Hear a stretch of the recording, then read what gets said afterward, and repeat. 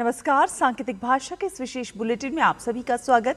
आपके साथ मैं हूं शहला निगार। मेरे साथ हैं सहयोगी बीना सिंह जो कि साइन लैंग्वेज में आप तक खबरों को पहुंचा रही हैं। शुरुआत हेडलाइंस के साथ। संसद में जन विश्वास प्रावधान संशोधन विधेयक 2026 पारित।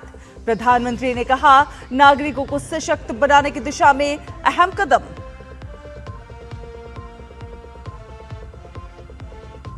चुनावी राज्यों में तेज हुआ प्रचार का शोर।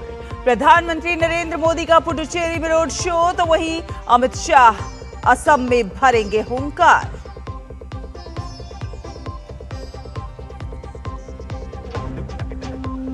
चुनाव आयोग ने एनआईए को सौंपी मालदा मामले की जांच। एनआईए की टीम आज करेगी राज्य का दौरा। मामले को लेकर सुप्रीम कोर्ट ने ममता सरकार को लगाई थी फटकार। 6 अप्रैल को अगली सुनवाई।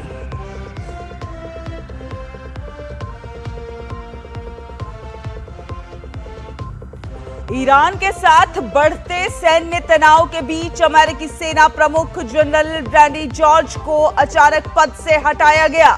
ट्रंप ने पाम बोंडी को अटॉर्नी जनरल के पद से हटाया।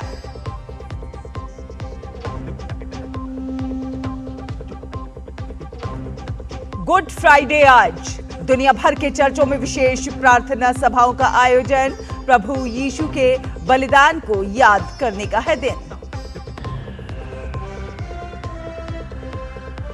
सैफ अंडर 20 फुटबॉल चैंपियनशिप के फाइनल में आज भारत का सामना बांग्लादेश से। भारत की नजर 5वीं बार खिताब जीतने पर।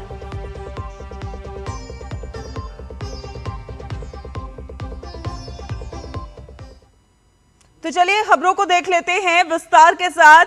संसद ने जन विश्वास प्रावधान संशोधन विधेयक 2026 पारित कर दिया है और इसे राज्यसभा ने गुरुवार को मंजूरी दी। ये विधेयक कुछ कानूनों में संशोधन करके अपराधों को अपराध की श्रेणी से बाहर करने और उन्हें तर्क संगत बनाने का काम करता है।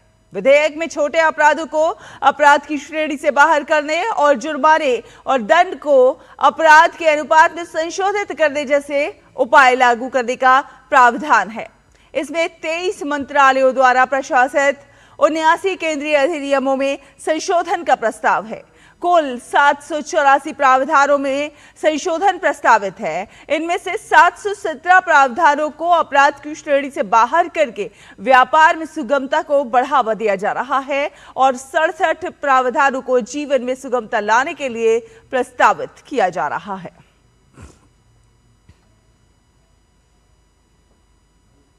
संसद ने जन विश्वास संशोधन प्रावधान विधेयक 2026 को पारित कर दिया है, जिसे कि जीवन की सुगमता और व्यापार करने की सुगमता की दिशा में एक बहुत बड़ा कदम माना जा रहा है। प्रधानमंत्री नरेंद्र मोदी ने सोशल मीडिया प्लेटफॉर्म एक्स पर इस पर खुशी जताते हुए कहा है कि जीवन की सुगमता और व्यापार करने की सुगमता को एक बड़ा बढ़ावा। यह अत्यंत हर्ष का विषय है कि संसद ने जन विश्वास प्रावधानों में संशोधन विधेयक 2026 पारित कर दिया है। यह विधेयक एक ऐसे विश्वास आधारित ढांचे को सुदृढ़ करता है जो कि हमारे नागरिकों को सशक्त बनाता है। यह उन नियमों और विनियमों की समाप्ति का प्रतीक है जो अब अप्रचलित हो चुके हैं। साथ ही साथ ये मामले के त्वरित निपटारे को सुनिश्चित करता है और अपराध मुक्तिकरण के माध्यम से मुकदमे के बोझ को कम करता है। एक और उल्लेखनीय बात यह है कि इस विधेयक का मसौदा तैयार करने में जिस परामर्श आधारित दृष्टिकोण को अपनाया गया है, उन सभी लोगों को मेरी बधाई जिन्होंने इस विधेयक का मसौदा तैयार करने में अपने सुझाव दिए और संसद में इसका समर्थन किया।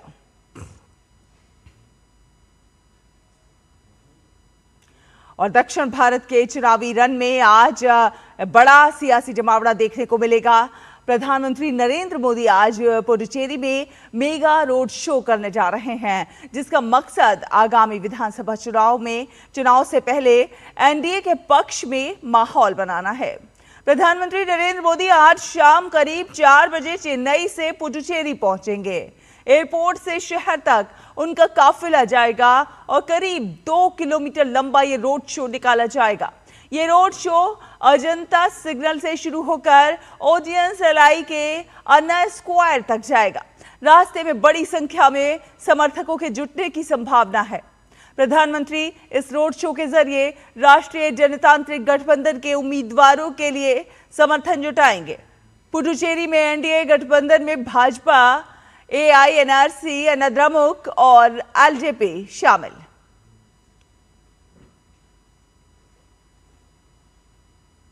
तो 5 राज्यों के विधानसभा चुनाव को लेकर राजनीतिक पार्टियों ने अपनी पूरी ताकत झोंक रखी है। राजनेता लगातार रैलियां कर रहे हैं।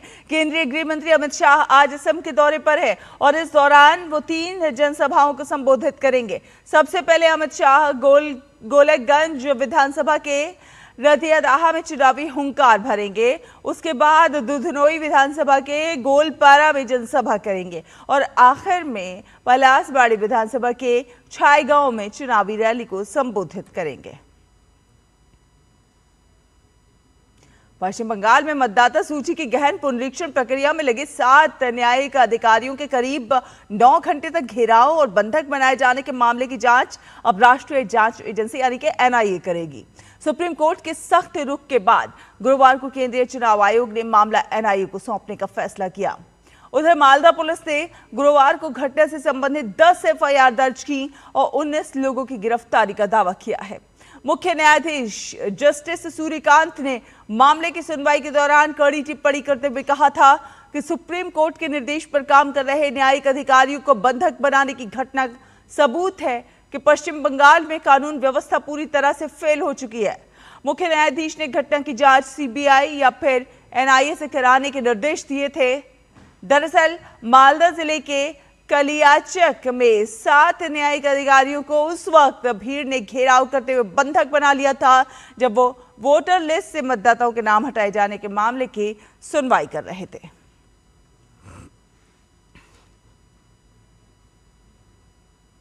और विदेश मंत्री डॉक्टर एस जयशंकर ने रूस के पहले उप प्रधानमंत्री डेनिस मंतुरोव का स्वागत किया है। इस महत्वपूर्ण मुलाकात के दौरान दोनों नेताओं ने द्विपक्षीय सहयोग के विभिन्न पहलुओं पर विस्तार से चर्चा की। डॉक्टर एस जयशंकर ने इस बैठक की तस्वीरें सोशल मीडिया प्लेटफॉर्म एक्स पर साझा की और लिखा कि दिल्ली में रूस के पहले उप प्रधानमंत्री डेनिस मंतुरोव की मेजबानी करके बहुत खुशी हुई। हमने द्विपक्षीय सहयोग पर गहन चर्चा की जिसमें व्यापार, उद्योग, ऊर्जा, उर्वरक, कनेक्टिविटी और मोबिलिटी पर ध्यान केंद्रित किया गया। इसके साथ ही साथ प्रौद्योगिकी, नवाचार और महत्वपूर्ण खनिजों के नए अवसरों पर भी बात की। इसके अलावा दोनों नेताओं ने पश्चिम एशिया के संघर्ष सहित क्षेत्रीय और वैश्विक घटनाक्रमों पर भी अपने विचारों का आदान प्रदान किया।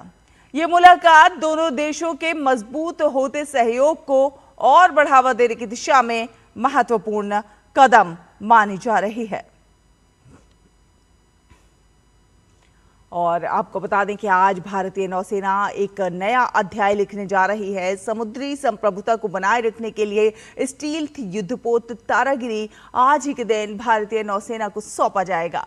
विशाखापट्टनम के एडवांस स्टेल्थ फ्रिगेट में तारागिरी का कमीशनिंग समारोह आयोजित होगा जिसमें रक्षा मंत्री राजनाथ सिंह भी शामिल होंगे। तारागिरी नौसेना का स्वदेशी विकसित स्टील्थ युद्धपोत है। राजनाथ सिंह ने भी इसको लेकर पोस्ट किया और बताया कि तारागिरी आत्मनिर्भर भारत के उद्देश्यों को मजबूती से साकार करने वाला एक युद्धपोत है। तारागिरी भारत की समुद्री संप्रभुता को डिफाइन करने में अपना अहम योगदान देगा।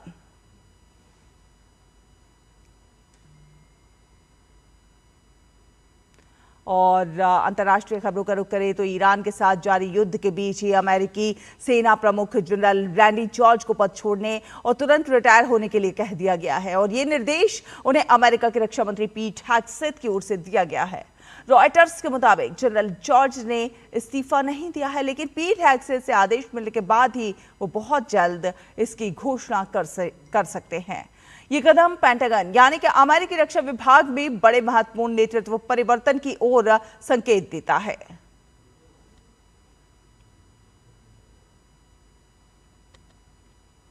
और पश्चिम एशिया में जारी संघर्ष अब और तेज होता नजर आ रहा है। अमेरिकी राष्ट्रपति डोनाल्ड ट्रंप ने ईरान के सबसे ऊंचे पुल को ध्वस्त करने का दावा किया है। उन्होंने ईरान को चेतावनी देते हुए कहा है कि इससे पहले कि बहुत देर हो जाए, ईरान समझौता कर ले।